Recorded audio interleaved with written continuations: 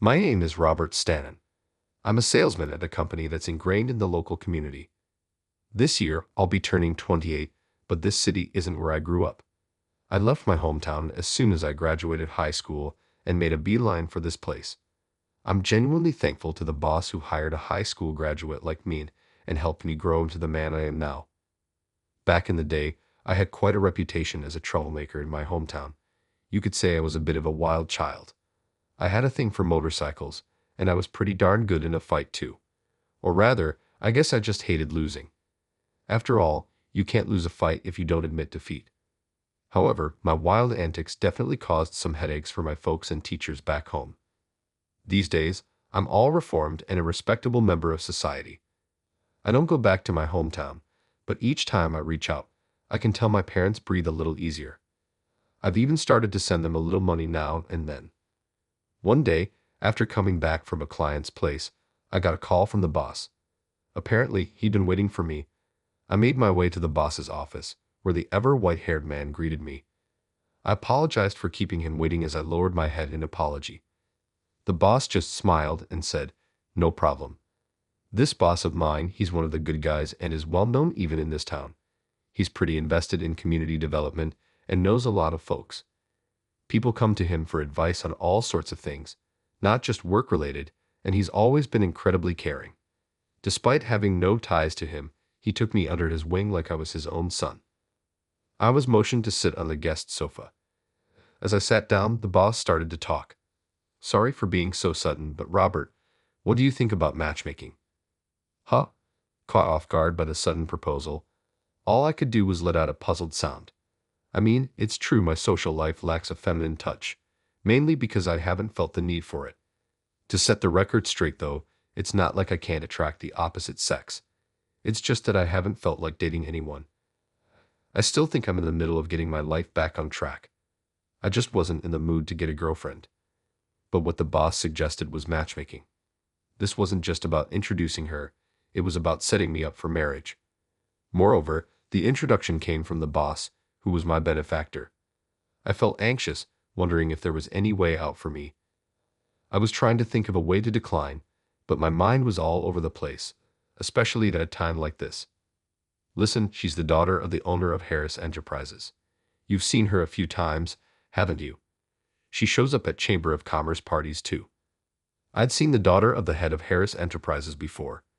She was well known in this part of town, but not because she's cute.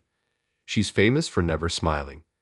It sounds good to call her a cool beauty, but she has zero sociability.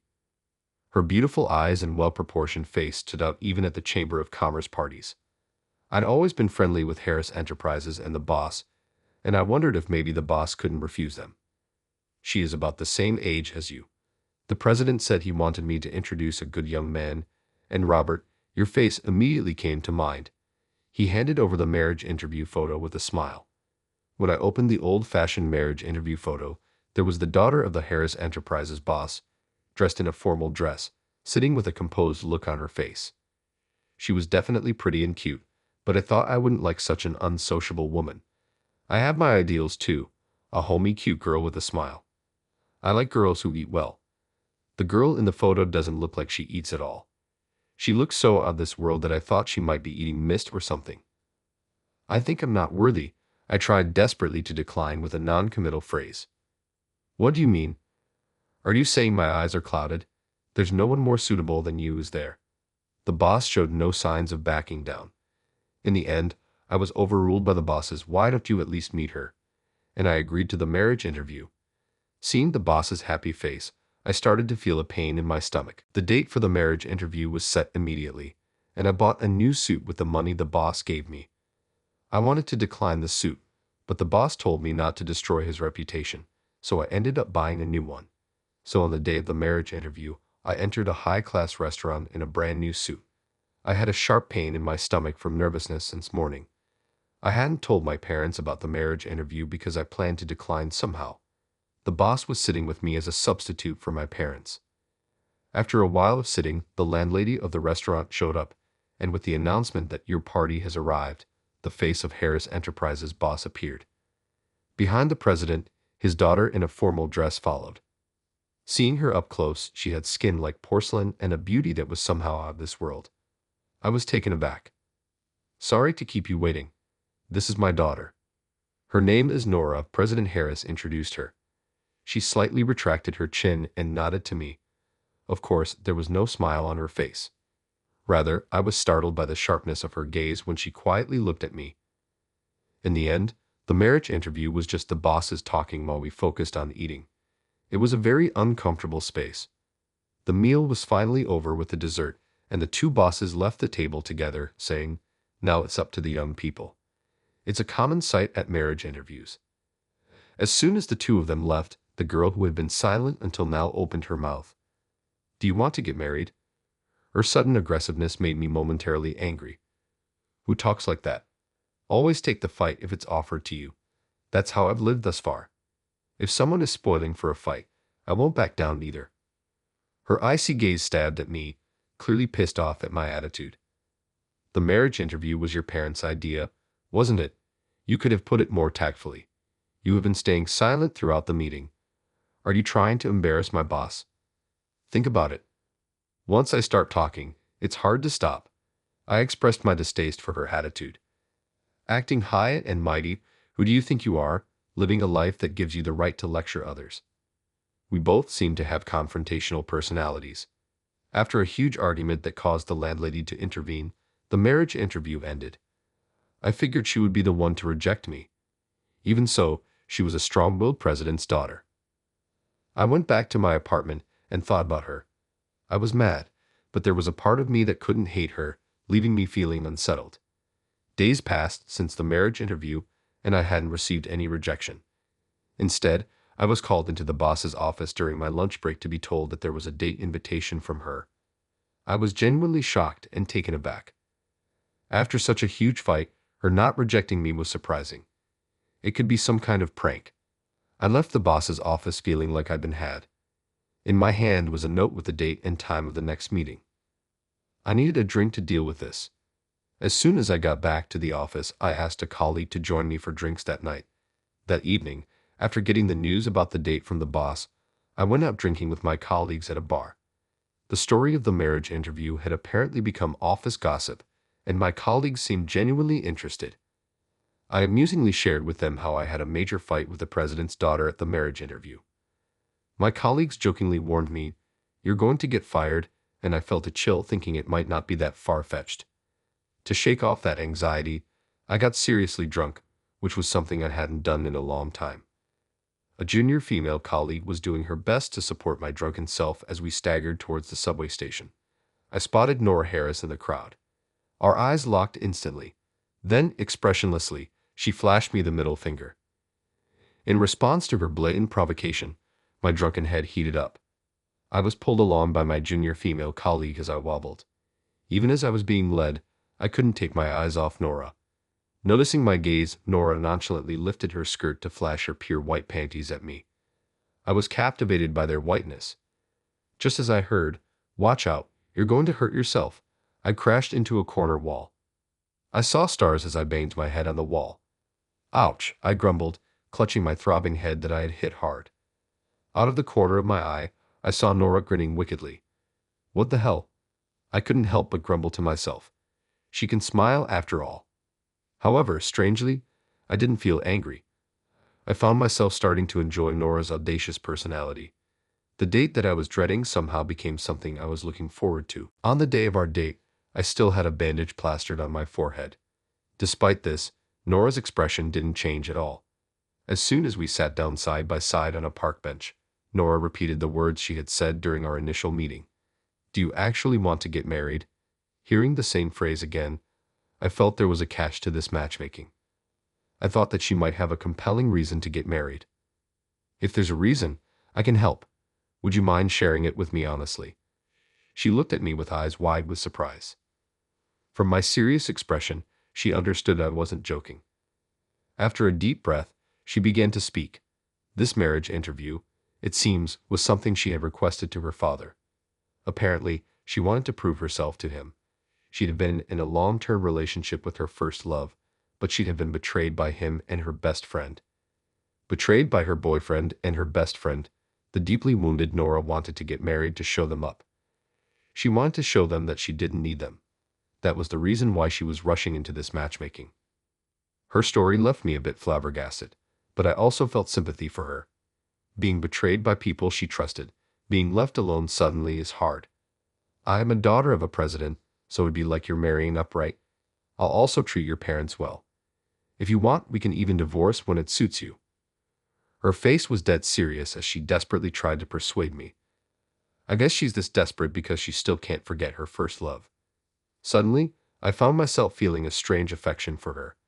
So much for her cool beauty persona. Isn't she just a girl who can't forget her first love? I wouldn't mind going out of my way for her. After hearing her whole story, I found myself thinking like that. All right, I'll do it. Let's get married. At my response, her face lit up. Thank you. A faint smile played on her lips as she held back her tears.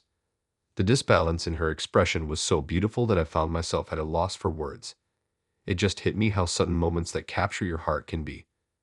The talk of marriage moved ahead swiftly. After all, Nora wanted to get married as soon as possible.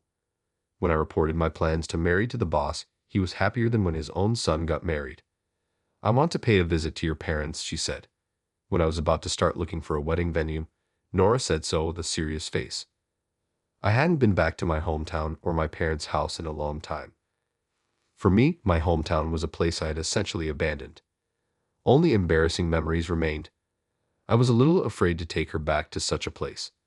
I didn't want to deliberately show her parts of myself that I disliked, but she said it's a necessary step and wouldn't take no for an answer. In a way, she almost forcefully decided on my return home. When we actually got there, I was surprised to find everything looking so familiar. The family home I so disliked returning to now felt incredibly nostalgic. Seeing my parents again after a long time, they had aged more than I imagined and looked noticeably smaller. My mom teared up at the sight of me, and when I introduced Nora as my future wife, she sobbed. She was overwhelmed with joy.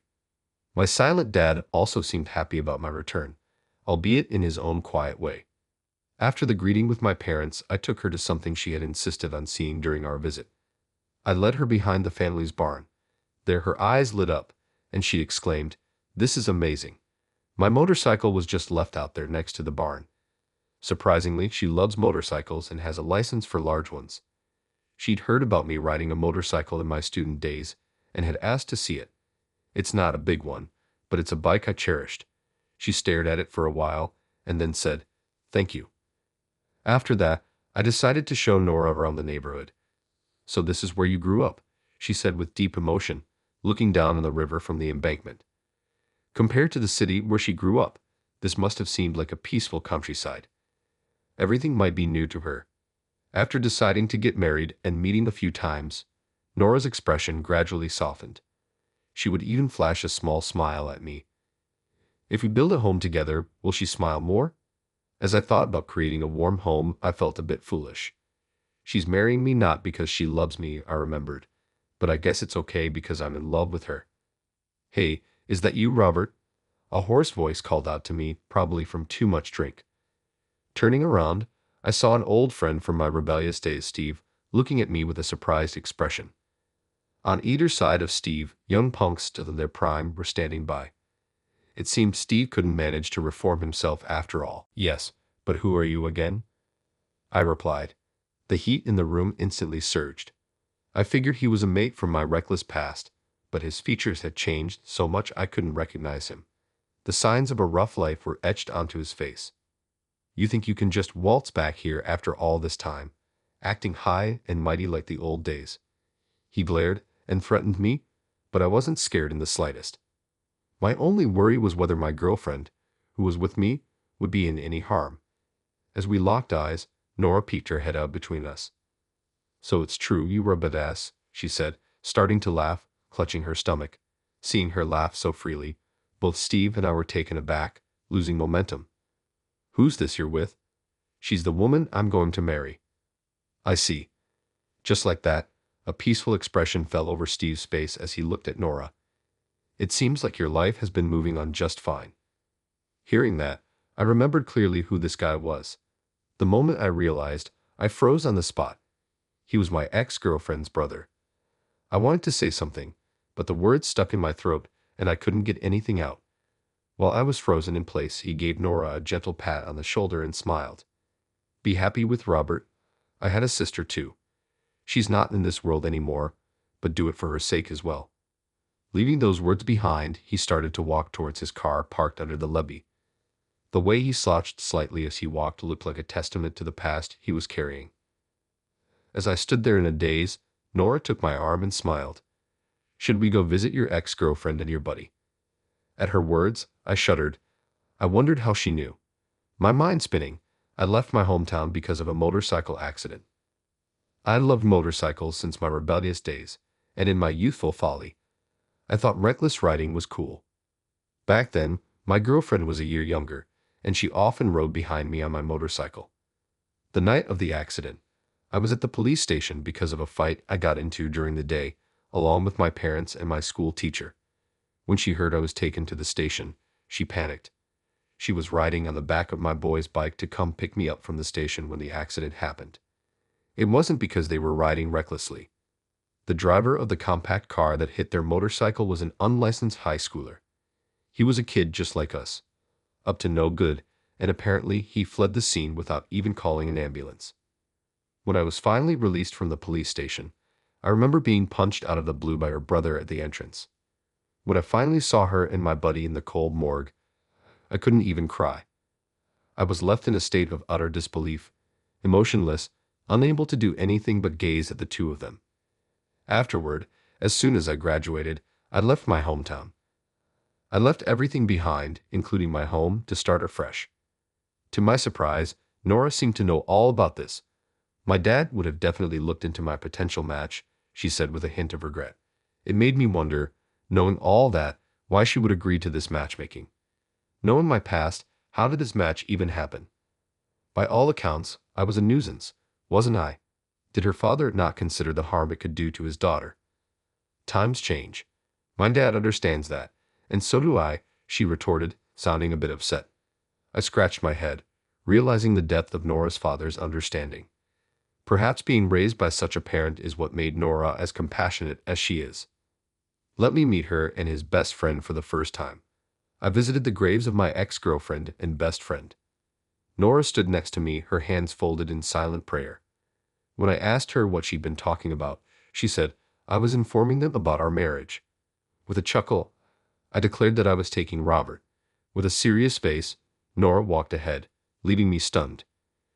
She turned back and reached out to me. I took her hand. We held hands for the first time. Her hand was slightly sweaty, perhaps from the nervousness. Her face was calm as always. When I gently swung our hands, she looked down and gave a small shy smile. Her shy smile was endearing. I wished she could open up to me sooner. And so we walked hand in hand down the Sunset Road, lost in thought. 6 months after greeting my parents, we were finally on the eve of our wedding. Nora was still a grad student, and surprisingly busier than I was with my job. You're free to do what you want on your last night as a bachelor, you know, Nora told me at the cafe we were meeting at. My coworkers had invited me for drinks, but I wasn't particularly excited about my last bachelor's night. I was a little worried that Nora might get cold feet at the last moment. Nora, unaware of my feelings, seemed slightly upset. I think she feels guilty for pushing me into this marriage. You, how awful. Nora's face fell as she raised her voice. Do you know them? It's my ex Tom. As I turned to the entrance, I saw a man in a suit and a trendy-looking girl entering the cave. When the man spotted Nora, a distasteful grin spread across his face. He walked straight over to our table. Long time no see. So you're getting married, huh? He talked as if we were close, but his eyes weren't smiling. He was a good-looking guy, but there was a hint of danger about him. Tomorrow is our wedding. It's a small ceremony for my family only. This is Robert, he's going to be my husband, Nora introduced. I gave a slight bow and muttered a quick, hi. The man looked down at me as though I was something disgusting. The girl with him looked anxious. So you're being shipped off to a husband so soon? Is this an arranged marriage or just a move to get back at me? Pathetic, despite his provocative words, her expression remained unchanged. She cast her eyes down, seemingly ignoring the man's harsh words. Even if Nora could shrug it off, I couldn't. I glared at the man from my seat. My attitude seemed to make him falter slightly. I don't know where he comes from, but I'm not about to be bested by some man who's probably never thrown a punch in his life. Are you trying to pick a fight with my wife or with me? I don't back down from a fight, you know. What are you going to do? So what if it's an arranged marriage? Nora is the woman I chose. She's too good for you. When I growled back, Tom's face went pale. Leela, who fell in love with Tom, pulled the man's sleeve and said in a low voice, "Stop it. Really, you're going to marry this unclean man? Don't expect to be happy." Tom spat out a petty parting shot, then hurried out of the cafe as though he was fleeing. Nora watched him go, her face stunned. Then she turned to look at me intently. I felt strangely uncomfortable under her gaze. Unable to endure Nora's scrutiny, I turned away. Ignoring my discomfort, she placed her hands on my cheeks and turned my face towards her. "Do you love me?" She looked deeply into my eyes and quietly asked. The question caught me off guard. I started to panic, my body temperature rose dramatically. At the same time, an irrational anger welled up in me. What a clueless woman, my words slipped out in embarrassed frustration. She frowned and gave my cheek a firm pinch. "Ouch, ouch, stop it. I just like you, okay? I never said you had to like me back." The pinching fingers finally released me, but my moment of relief was short-lived as she swiftly slapped both her hands on my cheeks. "Why do I have to endure this?" I glared at Nora, my eyes watering from the pain in my cheeks. "How clueless can you be, you thick-headed man?" Surprised by her sudden confession, I pinched my own cheek. I wanted to make sure I wasn't dreaming. My cheek did hurt, and she was standing in front of me, looking angry, and she seemed to be on the verge of tears. Making the bride cry the day before the wedding was unforgivable. "I'm sorry," I apologized. I realized that I was the clueless one. She had been giving me signals all this time, and I had missed them. Nora stood there, her face pouting. Tomorrow she would be standing next to me in a pure white wedding dress. I was glad I could confirm her feelings the day before our wedding. We might have our fair share of arguments, but we'd be a happy couple indeed.